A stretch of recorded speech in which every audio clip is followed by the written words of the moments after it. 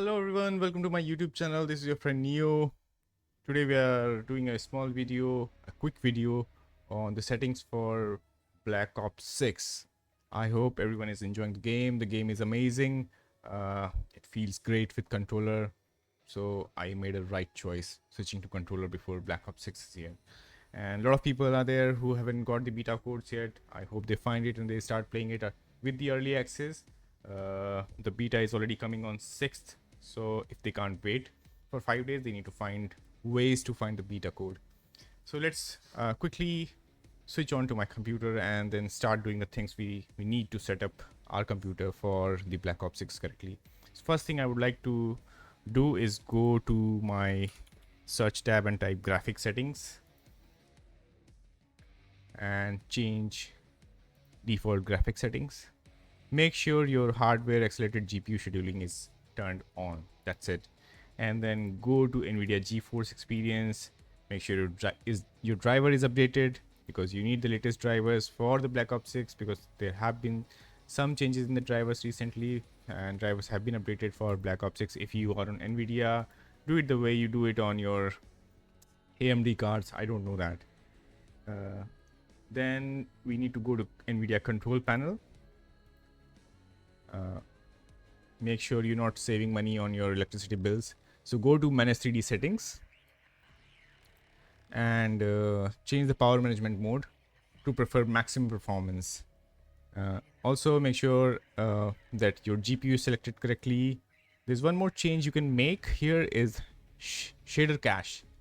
You can do it unlimited 100 GBs, but not the driver default. That's it. Apply the changes, close it, jump into the game. Let's jump on to graphic settings quickly.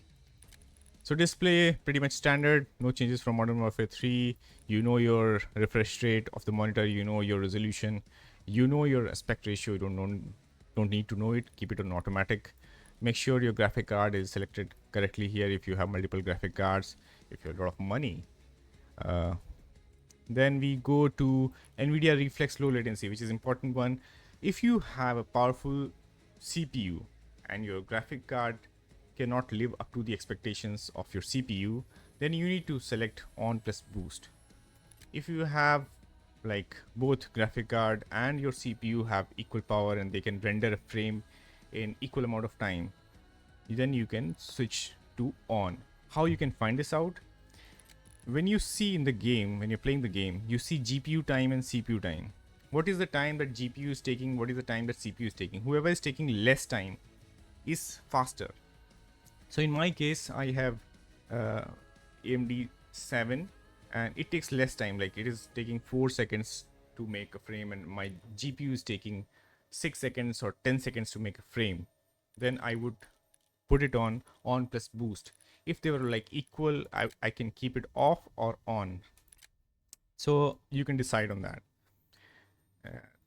Echo mode is nothing. You can just do custom VSync, keep it off. VSync menus, keep it off. Custom frame rate. If you're playing the game, you want the maximum frames, make it to 300. Menu frame rate should be 600. Give the graphic card some rest when you're on menus. When you autofocus, you minimize the game, make it 30. Let it rest. CPU and GPU both. Menu render resolution should be native. Pause game rendering should be off. Focused mode should be 90. I haven't changed it. Even I don't know what that means. High dynamic range. If you want the game to look like a movie, you can turn it on. You can play. If you're streaming, don't turn it on. I keep it off because it helps me with 4 or 5 frames. Let's go on quality. Render resolution. This is the resolution of my monitor. I'm playing on 1440p, so I keep it to 100. Don't change that. It will not look good. Dynamic resolution should be off. You don't want the game to change the resolutions when it is not giving you particular amount of frame. Upscale sharpening for NVIDIA graphic cards, Fidelity FX cast is the best. VRAM scale target, I have it on default. You can change it, like you can make it 85 to 90. It will not make much of a difference because this is what game has set it as default. It is able to play with this kind of RAM scale target. But if you make it 90 or something, you will start seeing some glitches, so you will have to turn it back to 85 or 80. Keep this on. Variable rate shading is very important. Keep this on because this will give you 100% 10 to 12 frames. For the texture quality, details in textures, I keep texture resolution low. If you have a big card like 4090, 4080, keep that to normal or high, doesn't matter. Texture filter anisotropic, I keep it normal. Depth of field always off. Nearby level of details, keep it low or normal. If you want to inspect your gun, it should look good. You want to record it, keep it normal. Particle resolution doesn't really matter, keep it low. Bullet impact, keep it on, keep it off, doesn't make difference. Persistent effect off. Shader quality low. On demand texture streaming, you can keep it to minimal in order to not get any glitches in the game. Shadow quality should be low. If you want the game to look better, keep it normal, because then it will, curve off the edges of the shadows. Screen space shadows, I keep it off. Screen space ambient lighting, I keep it high. This somehow gives you 3-4 more frames. Screen space reflections off. Static reflection quality low. Tessellation off. Volumetric quality low. Physics quality off. Weather grid volumes off. Go into view. Motion reduction off. You can turn it on actually if you don't want the motion reduction. Field of view 120 degrees. If you turn on the game, it will by default start with 80. ADS field of view affected. If you keep it independent, you will see a lot of visual recoil. Weapon field of view wide, because the narrow you see, the more you see the visual recoil of the gun. Vehicle field of view wide. World motion blur off. Weapon motion blur off. If you keep this on, you'll start missing shots. Sorry, I can't say missing. First person camera movement, I keep it least. Inverted flashbang, I have it off because I don't mind that white light comes on the screen. If you mind it, you can turn it on, and then whenever you get flashed, the screen will go dark. And then motion reduction, let me check. Set the most of our motion accessibility settings, so recommended values to me.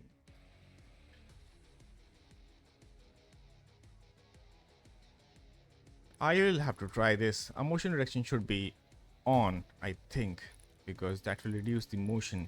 If you feel sickness with the motion, it can help you. I think so.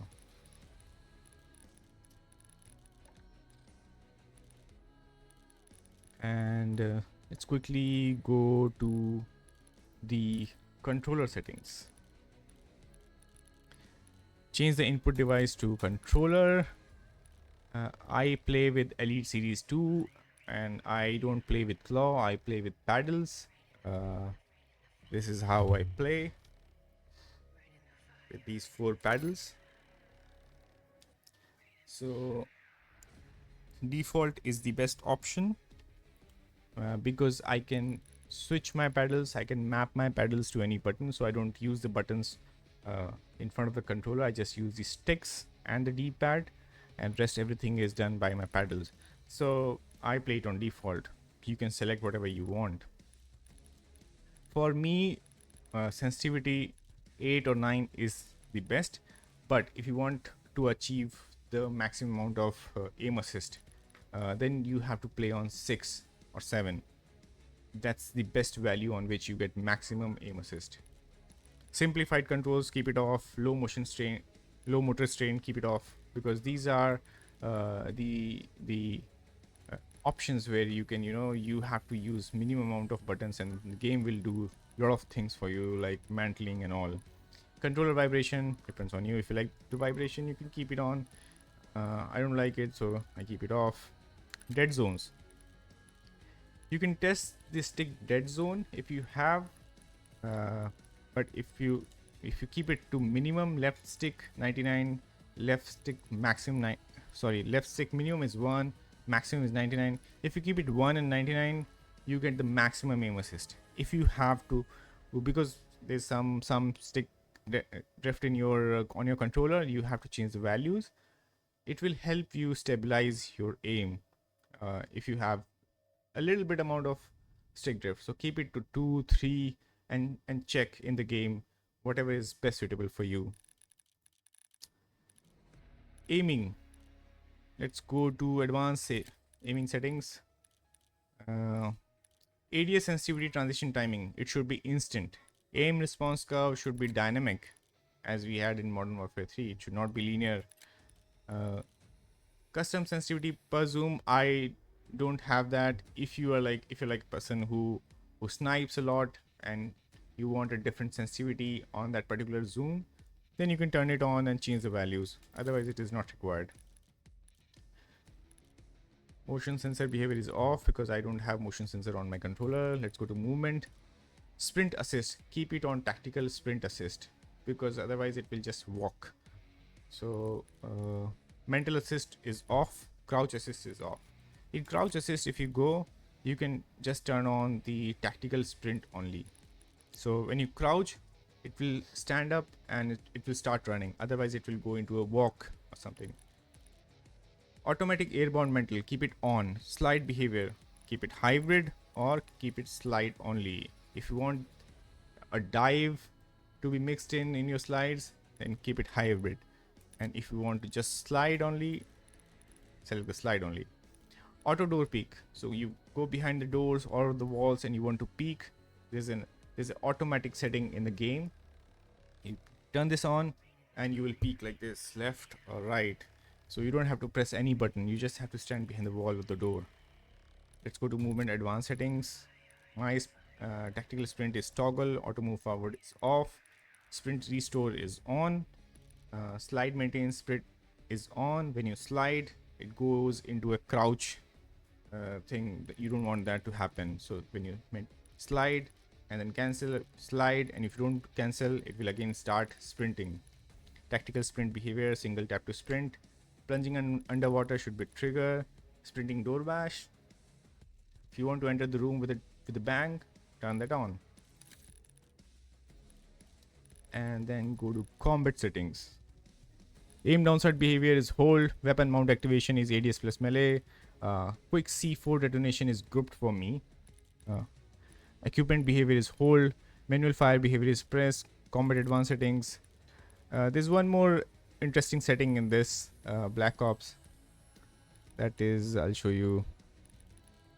So weapon mount exit should be short delay. Interact behavior should be, I keep it on tap to reload. You can put it on prioritize interact or prioritize reload, or you can tap to interact. Like instead of holding the button, you just press the button and it will interact, or instead of holding the button, you want to reload it quickly, tap to reload.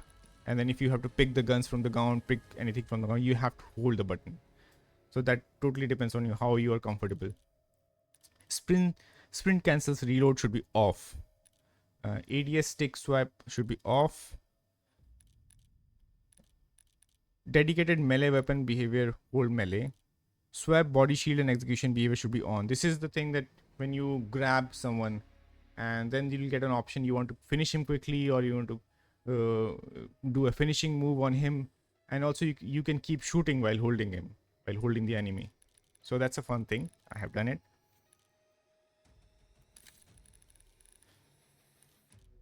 Rest everything is pretty standard. Audio sucks right now in the game. You will not hear any footsteps, so just keep the audio mix to headphone bass plus boost. For master game volume, this is my setting. I keep the volume low of the game and then FX volume to 100. You don't need the music volume, I'm just recording, that's why I'm keeping some background music here, otherwise I keep it to 0. And cinematic music volume also you can keep it to 0. Dialogue volume is the in-game dialogues which operators make. If you want to hear them loudly, just increase the volume. Rest everything is default. You don't need to make any changes, just the voice chat, adjust it as per your requirement. So that's pretty much it. I hope this will help you. If you have any questions, let me know in the comments. I would like to hear from you. Make sure you like the video and subscribe. That will be a great help. Thank you for watching. Goodbye.